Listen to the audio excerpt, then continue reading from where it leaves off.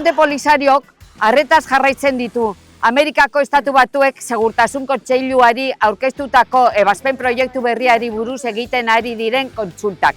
Hasieratik argi esan dugu, ez dago onartzerik Saharar herriaren etorkizuna bere kabuz erabikitzeko eskubidea murriztuko duen edozein irtenbide inpulsatu nahi izatea. Ez dugu parte hartuko Marokon legez kanpoko okupazioa legitimatu nahi duten prozesuetan.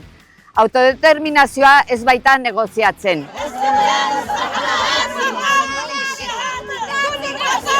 Fronte Polisariok bake proposamen bat aurkeztu dio Nazio Batuen erakundea idazkari nagusiari. Fronte Polisarioaren borondate onaren erakusgarri eta berriro berresten du prest dagoela Marokorekin zuzenean elkarrizketan aritzeko.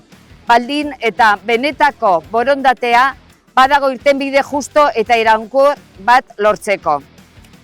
Gogorarazi nahi dugu, ordea, egiazko bakea ezin dela eraiki okupazioaren edo isiltasunaren gainean, baizik eta justiziaren, nazioarteko legalitatearen eta herrien askatasunerako eskubidearen errespetuaren gainean.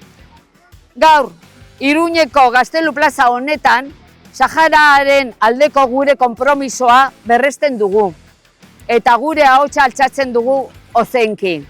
Gora Sahara askatuta! Gora Sahara herriaren borroka! JK, irabazi arte! Eskerrik asko denagatik! ¡Que viva la lucha del pueblo saharaui!